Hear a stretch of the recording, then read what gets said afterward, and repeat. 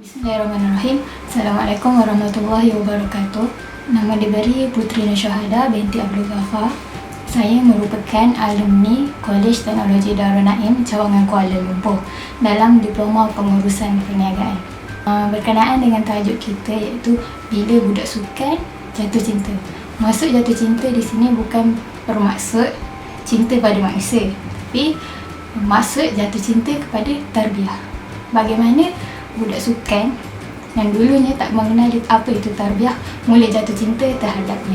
Saya bersekolah di Sekolah Sukan Seri Titiwangsa atau lebih dikenali sebagai Sekolah Sukan Kuala Lumpur. Saya merupakan seorang atlet hoki dan telah berkecimpung dalam bidang sukan sejak dari darjah 3 sehinggalah umur saya 17, almost 9 tahun lah saya bermain hoki. Macam mana saya boleh kenal tarbiyah? Mulanya ada seorang cikgu di sekolah saya, di sekolah sukan tu, yang bernama Cikgu Rahimah. Dia merupakan cikgu mat untuk form 4 dan form 5. Jadi masa form 5 pula, awal tahun cikgu dah cakap mengenai IJDK. Saya tanyalah, iuran berapa cikgu? Kata 500 kita teruk. Terlalu kan, 500 mahal je kan, kata-kata. Tapi cikgu kata tak apa, awak pergi je, ada orang sponsor. Jadi macam masa tu juga, masa tarikh tu juga hoki ada game di USM Penang. Lepas tu bila nak dijadikan cerita, lepas dia habis last paper iaitu paper bio, esoknya kami form 5 turun balik training. Lepas sebulan kami di-stopkan untuk fokus pada SPM. Saya dan kawan saya ditolak masuk untuk training dengan grup-grup sukma. Masa hari yang ketiga lepas turun semula untuk training tu, saya rasa macam macam semangat tu mula hilang lah untuk main kan. Jadi macam masa tu lagi seminggu sebelum IJDK. And then terus rasa macam rasanya macam kena take rest dulu lah, kita berehat sekejap. Saya WhatsApp coach, saya kata saya akan berhenti hoki untuk seketika, and then saya akan main semula di peringkat universiti lah. Bila dia masuk universiti baru saya main.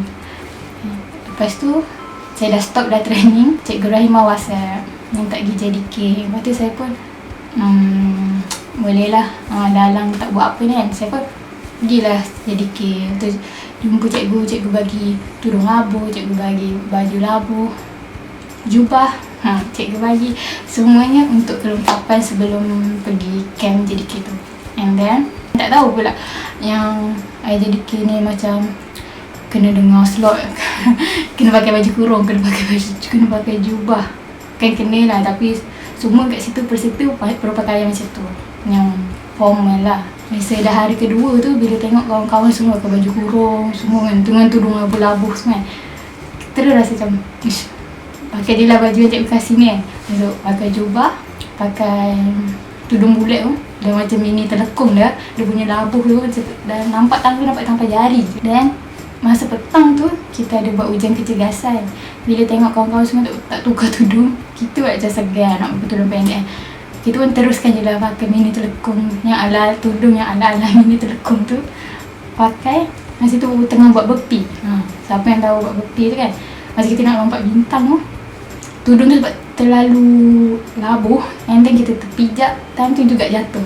Masa tu dalam hati rasa macam asal lah kata diorang ni tak panas ke pakai besar-besar macam ni, labu-labu macam ni. Macam ni masa malam tu rasa esok aku nak balik lah, tapi kesian orang yang cikgu dah sponsor kan, ada orang sponsor, kesian pula kan kata macam tu kan. Tak apa lah, kita try lagi esok tu. Betul, esoknya pula pun kena dengar ceramah-ceramah kan, yang kita tak faham pun apa term tarbiyah, term bi'ah solehah, ikhtilat. Semua tu memang tak. Ada satu petang Kak Fatimah Zahra share satu hadis lah. Hadisnya, mafhumnya dia kata bila kita dekat dengan Allah sedengkai, Allah dekat dengan kita sehasta. Bila kita dekat dengan Allah sehasta, Allah dekat dengan kita sedepa. Bila kita berjalan kepada Allah, Allah berlari ke arah kita. Tak tahu lepas habis ayat tu kan, terus macam dekat dalam hati macam sok, di dalam sudut hati tu pang, tu kan tumbuk lah. And tak tahu kenapa tiba-tiba menangis teruk sangat time tu. Rasa macam benda yang kosong dalam hati kita tu macam dah terisi. Macam benda ni aku cari, perasaan ni yang aku cari. Macam tu. Sebab selama ni rasa kosong, kita mula isi dengan benda yang tak berfaedah. Kita buatlah apa benda yang kita rasa seronok, dan keseronokan tu tak kekal, sementara je. Tak tahu nak describe perasaan tu macam ni. Start dari situ, perasaan seronok tu mula ada.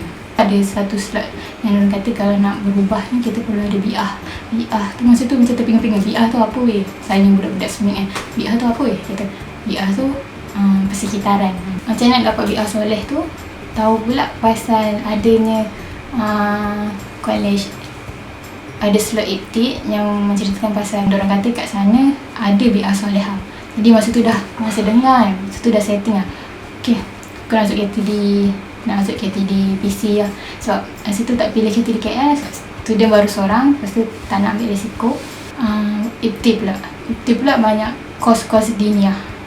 So macam kita basic bahasa Arab pun tak ada kan. Ana nahnu tu reti lah, yang lain-lain tu memang kelawat lah, memang fail lah kat situ kan.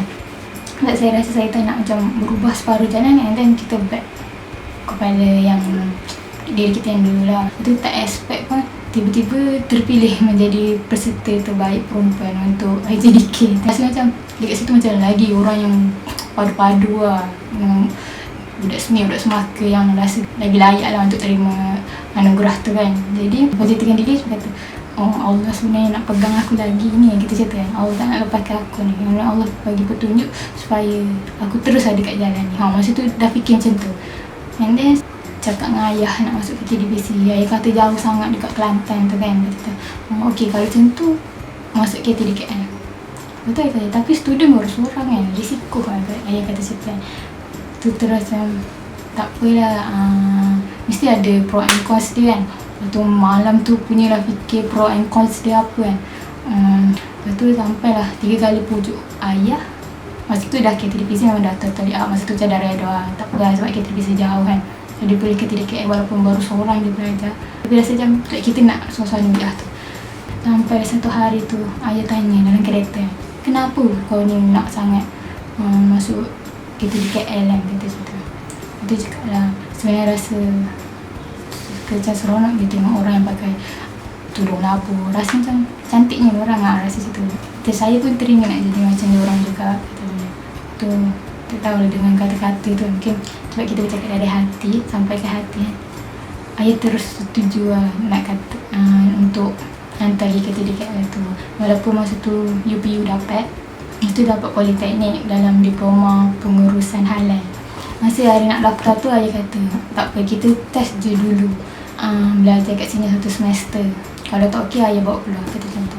Tapi alhamdulillah Allah izin masa sem pertama tu dapat pointer 3.95. Macam tu. Lepas tu ayah terus macam okey je, tak apalah, teruskan je lah belajar kat sini. Teruslah belajar sampailah grad. Yang nak katakan dekat sini, masa tu rasa macam bila mula-mula dapat bahan fikrah ni kan, kita ni macam umpama biji benih lah.